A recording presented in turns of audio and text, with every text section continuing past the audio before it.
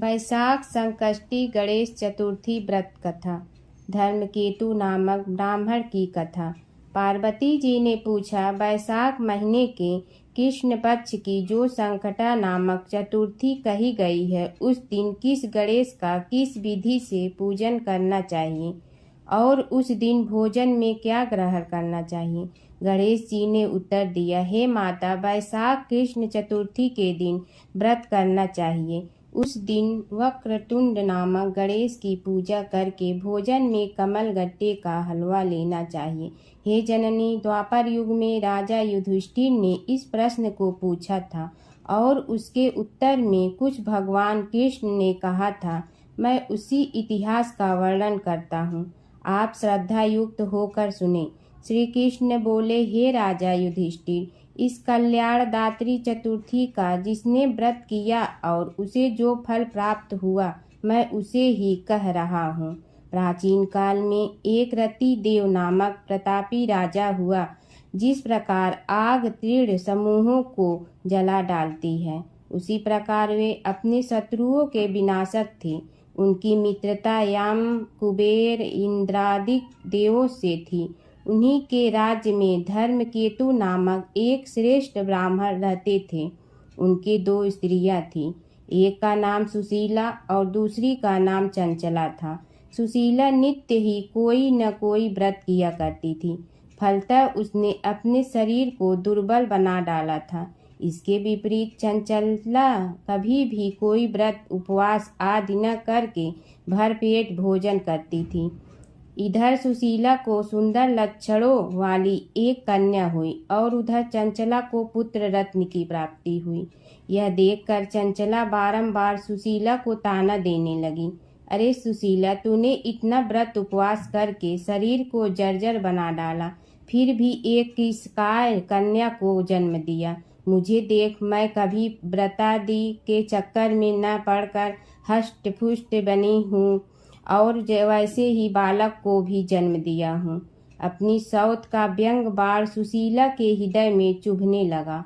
वह पतिव्रता विधिवत गणेश जी की उपासना करने लगी।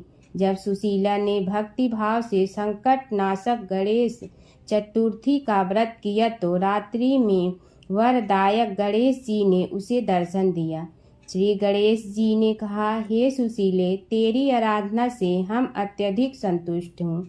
मैं तुम्हें वरदान दे रहा हूँ कि तेरी कन्या के मुख से निरंतर मोती और मूंगा प्रवाहित होते रहेंगे।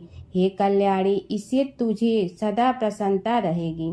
हे सुशीले, तुझे वेद शास्त्र वेता एक पुत्र भी उत्पन्न होगा। इस प्रकार का वरदान देकर गणेश जी वहीं अंतर ध्यान हो गए। वरदान प्राप्ति के फल स्वरूप उस कन्या के मुंह से सदैव मोती और मूंगा झड़ने लगा। कुछ दिनों के बाद सुशीला को एक पुत्र उत्पन्न हुआ। तदंतर धर्मकेतु का स्वर्गवास हो गया। उसकी मृत्यु के अंतर चंचला घर का सारा धन लेकर दूसरे घर में जाकर रहने लगी, परंतु सुशीला पति गृह में रहकर ही पुत्र और पुत्री का पालन पोषण करने लगी। उस कन्या के मुंह से मोती मूंगा गिरने के फलस्वरूप सुशीला के पास अल्प समय में ही बहुत सा धन एकत्रित हो गया।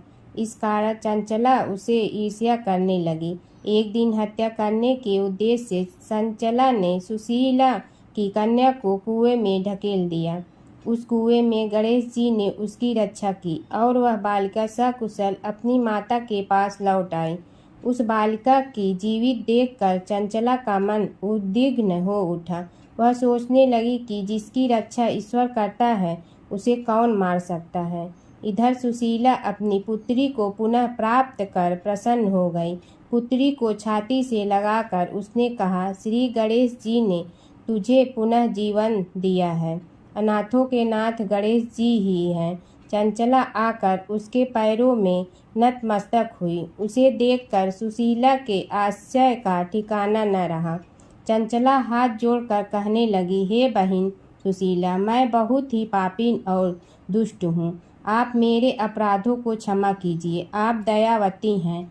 आपने दोनों कुलों का उद्धार कर दिया। जिसका रक्षक देवता होता है, उसका मानव क्या बिगाड़ सकता।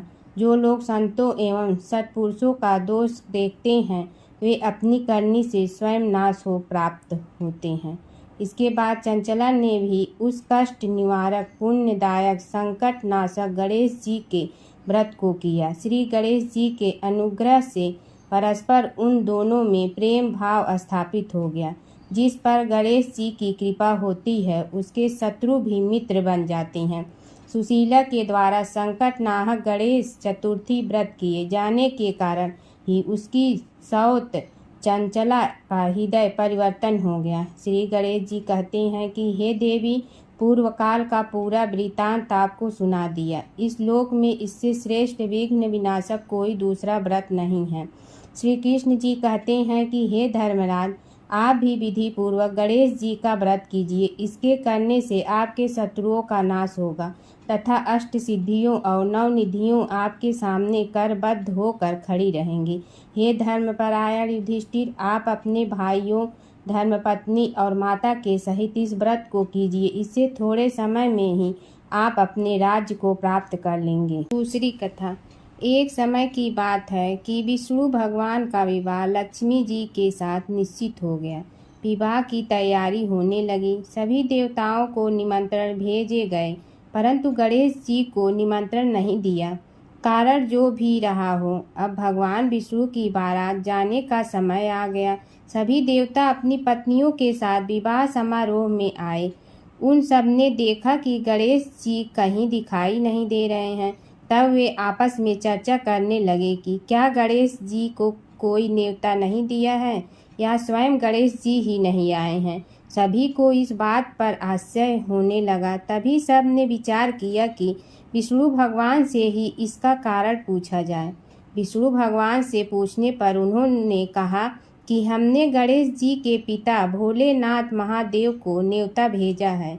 यदि गणेश जी अपने पिता के साथ आना चाहते हैं तो आ जाते। अलग से न्योता देने की कोई आवश्यकता भी नहीं थी। दूसरी बात यह है कि उनको 1.25 मन मूंग, 1.25 मन चावल, 1.25 मन घी और 1.25 मन लड्डू का भोजन दिन भर में चाहिए। यदि गणेश जी नहीं आएंगे तो कोई बात नहीं। दूसरे के घर जाकर इतना सारा खाना पीना अच्छा भी नहीं लगता। इतनी वार्ता कर ही रहे थे कि किसी एक ने सुझाव दिया, यदि गणेश जी आ भी जाएं तो उनके द्वारपाल बनाकर बैठा देंगे कि आप घर की याद रखना। आप तो चूहे पर बैठकर धीरे धीरे चलोगे तो बारात से बहुत पीछे रह जाओगे। यह सुझाव भी सबको पसंद आ गया तो विष्णु भगवान ने भी अपनी सहमति दे दी। होना क्या था कि इतने में गणेश जी वहां आ पहुँचे और उन्हें समझा बुझाकर घर की रखवाली करने बैठा दिया गया। बारात चल रही थी, तब नारद जी ने देखा कि गणेश जी तो दरवाजे पर ही बैठे हुए हैं। तो वे गणेश जी के पास गए और रुकने का कारण पूछा। गणेश जी कहने लगे कि विष्णु भगवान ने मेरा बहुत अपमान किया है। नारद जी ने कहने लगे कि अपनी मूसक देना को आगे भेज दे तो वह रास्ता खोद देगी, जिससे उनके वाहन धरती में धंस जाएंगे।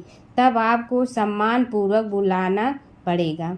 अब तो गणेश जी ने अपनी मूसक सेना जल्दी से आगे भेज दी और सेना ने जमीन पोली कर दी। जब बारात वहां से निकली तो रथों के पहिए धरती में धंस गए। लाख कोशिश करे परंतु पहिए नहीं निकले। सभी ने अपने अपने उपाय किए परंतु पहिए तो नहीं निकले, बल्कि जगह जगह से टूट गए। किसी की समझ में नहीं आ रहा था कि अब क्या किया जाए।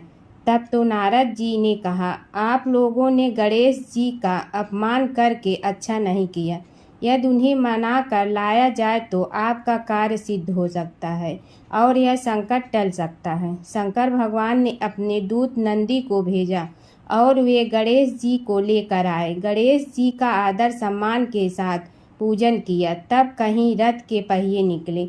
अब रथ के पहिए निकल के परंतु टूट फूट गए तो उन्हें सुधारे गए। पास के खेत में खाती काम कर रहा था, उसे बुलाया गया। खाती अपना कार्य करने के पहले श्री गणेशाय नमः कहकर गणेश जी की वंदना मन ही मन करने लगा। देखते ही देखते खाती ने सभी पहियों को ठीक कर दिया। तब खाती कहने लगा कि हे देवताओं, आपने सर्वप्रथम गणेश जी को नहीं मनाया होगा और न ही उनकी पूजन की होगी, इसीलिए तो आपके साथ यह संकट आया है। हम तो मूर्ख अज्ञानी हैं, फिर भी पहले गणेश जी को पूजते हैं, उनका ध्यान करते हैं। आप लोग तो देवतागण हैं, फिर भी आप गणेश जी को कैसे भूल गए? अब आप लोग भगवान श्री गणेश जी की जय बोल कर जाएं तो आपके सब काम बन जाएंगे और संकट कट जाएंगे।